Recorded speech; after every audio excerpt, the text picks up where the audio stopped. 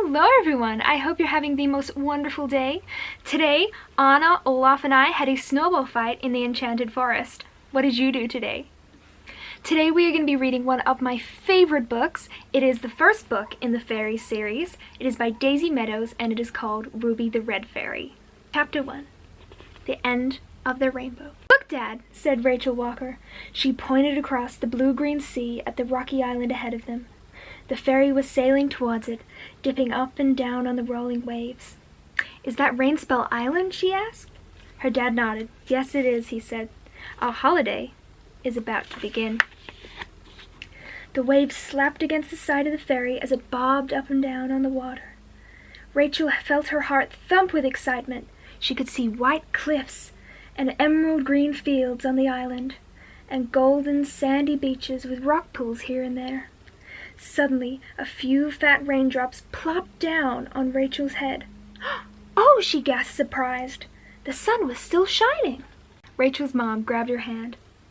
"Let's get under cover," she said, leading Rachel inside. "Isn't that strange?" Rachel said. "Sunshine and rain?" "Let's hope the rain stops before we get off the ferry," said Mr. Walker. "Now where did I put that map of the island?" Rachel looked out of the window. Her eyes opened wide. A girl was standing alone on the deck. Her dark hair was wet with raindrops, but she didn't seem to care. She just stared up at the sky. Rachel looked over at her mom and dad. They were busy studying the map, so Rachel slipped back outside to see what was so interesting. And there it was, in the blue sky, high above them, was the most amazing rainbow Rachel had ever seen. What is the most amazing rainbow you've ever seen? One end of the rainbow was far out to sea. The other seemed to fall somewhere on Rainspell Island. All of the colors were bright and clear. Do you know what colors are in a rainbow? Red, orange, yellow, green, blue, indigo, and violet. "Isn't it perfect?" the dark-haired girl whispered to Rachel. "Yes, it is," Rachel agreed. "Are you going to Rainspell on holiday?" The girl nodded. "We're staying for a week. I'm Kirsty Tate." Rachel smiled as the rain began to stop. "I'm Rachel Walker. We're staying at Mermaid Cottage," she added. "And we're at Dolphin Cottage," said Kirsty. "Do you think we might be near each other?" "I hope so," Rachel replied. She had a feeling she was gonna like Kirsty. Kirsty leaned over the rail and looked down into the shimmery water. "The sea looks really deep, doesn't it?" she said. "There might even be mermaids down there, watching us right now. Have you ever seen a mermaid?" Rachel stared at the waves. She saw something that made her heart skip a beat. "Look," she said, "is that mermaid's hair?" Then she laughed. What she saw was seaweed. "It could be a mermaid's necklace," said Kirsty, smiling. "Maybe she lost it when she was trying to escape from a sea monster." The ferry was now sailing into Rainspell's tiny harbor. Seagulls flew around them and fishing boats bobbed on the water. "Look at that big white cliff over there," Kirsty said. She pointed it out to Rachel. "It looks like a giant face, doesn't it?" Rachel looked and nodded. Kirsty seemed to see magic everywhere. "There you are, Rachel," called Mrs. Walker. Rachel turned around and saw her mom and dad coming onto the deck. "We'll be getting off the ferry in a few minutes," Mrs. Walker added. "Mom, Dad, this is Kirsty," Rachel said. "She's staying at Dolphin Cottage." "That's right next door to ours," said Mr. Walker. "I remember seeing it on the map." Rachel and Kirsty looked at each other in delight. "I'd better go and find my mom and dad," said Kirsty. She looked around. "Oh, here they are." Kirsty's mom and dad came over to say hello to the Walkers. Then the ferry docked, and everyone began to leave the boat. "Our cottages are on the other side of the harbor," said Rachel's dad, looking at the map. "It's not far." Mermaid Cottage and Dolphin Cottage were right next to the beach. Rachel loved her bedroom, which was high up in the attic.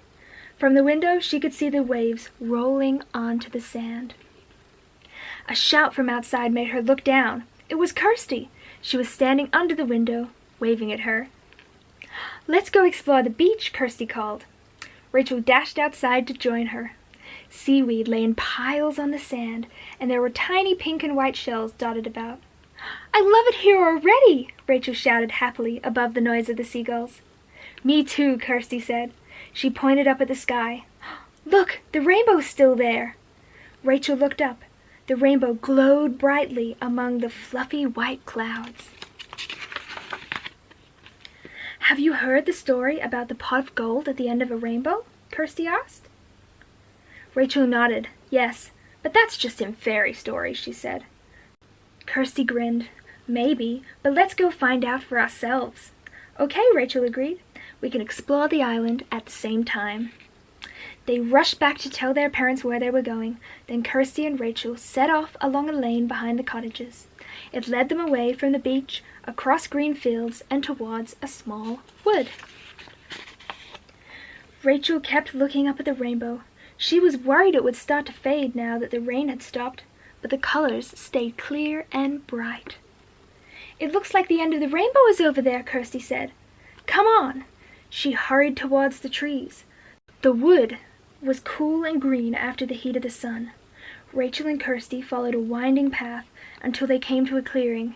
They both stopped and stared. The rainbow shone down into the grass through a gap in the trees, and there, at the rainbow's end, lay an old black pot. What could it be? Chapter 2. A Tiny Surprise. "Look," Kirsty whispered. "There really is a pot of gold." "It could just be a cooking pot," Rachel said doubtfully. "Some campers must have left it behind." But Kirsty shook her head. "I don't think so," she said. "It looks really old." Rachel stared at the pot. It was sitting on the grass upside down. "Let's have a closer look," said Kirsty. She ran to the pot and tried to turn it over. "Oh, it's so heavy!" she gasped.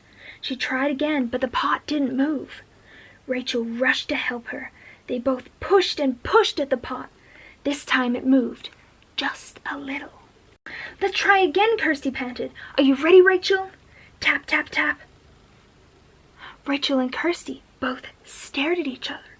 "What was that?" Rachel gasped. "I don't know," whispered Kirsty. Tap, tap. "There it is again," Kirsty said. She looked down at the pot laying in the grass. "You know what? I think it's coming from inside this pot." Rachel's eyes opened wide. "Are you sure?" She bent down and put her ear up to the pot. Tap, tap. Then, to her amazement, Rachel heard a tiny voice. "Help!" it called out. "Help me!" Rachel grabbed Kirsty's arm. "Did you hear that?" she asked. Kirsty nodded. "Quick! We must turn the pot over!"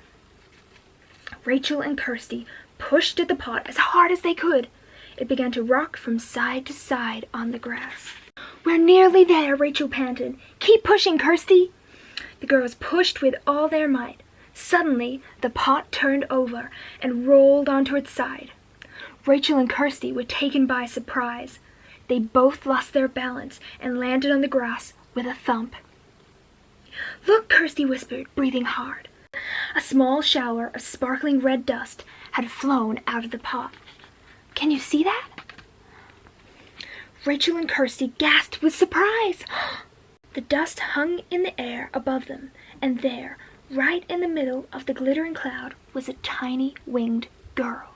Rachel and Kirsty watched in wonder as the tiny girl fluttered in the sunlight, her delicate wings sparkling with all the colors of the rainbow. "Oh, Rachel," Kirsty whispered, "it's a fairy." Have you ever seen a fairy before? Chapter 3. Fairy Magic. The fairy flew over Rachel and Kirsty's heads. Her short, silky dress was the color of ripe strawberries. Red crystal earrings glowed in her ears. Her golden hair was plaited with tiny red roses, and her little feet wore crimson slippers. She waved her scarlet wand, and a shower of sparkling red fairy dust flowed slowly down to the ground. Where it landed, all sorts of red flowers appeared with a pop. Rachel and Kirsty watched open-mouthed. It really, truly was a fairy. This is like a dream, Rachel said. I've always believed in fairies, Kirsty whispered back, but I never thought I'd see one. The fairy flew towards them. Oh, thank you so much, she called in a tiny, silvery voice. I'm free at last. She glided down and landed on Kirsty's hand. Kirsty gasped. The fairy felt lighter and softer than a butterfly. I was beginning to think I'd never get let out of that pot, the fairy said. Kirsty wanted to ask the fairy so many things, but she didn't know where to start. What would you ask a fairy if you had the chance? Tell me your names, quickly, said the fairy. She fluttered into the air again. There's so much to be done, and we must get started right away. Rachel wondered what the fairy meant. I'm Rachel, she said. And I'm Kirsty, said Kirsty. But who are you? I'm the red rainbow fairy, but call me Ruby, the fairy replied. Ruby, Kirsty breathed. A rainbow fairy. She and Rachel stared at each other in excitement. This really was magic. Yes, said Ruby, and I have 6 sisters. Amber, Saffron, Fern, Sky, Izzy, and Heather. 1 for each color of the rainbow, you see? What do rainbow fairies do? Rachel asked. Ruby flew over and landed lightly on Rachel's hand. It's our job to put all the different colors into fairyland, she explained. So why were you shut up inside that old pot? Asked Rachel. And where are your sisters? Kirsty asked. Ruby's golden wings drooped. Her eyes filled with tiny, sparkling tears. I don't know, she said. Something terrible has happened in fairyland. We really need your help. What's going on in fairyland? Will Rachel and Kirsty help Ruby find her sisters? Who's behind all this? Make sure to come back tomorrow to hear the end of Ruby the Red Fairy. Bye now.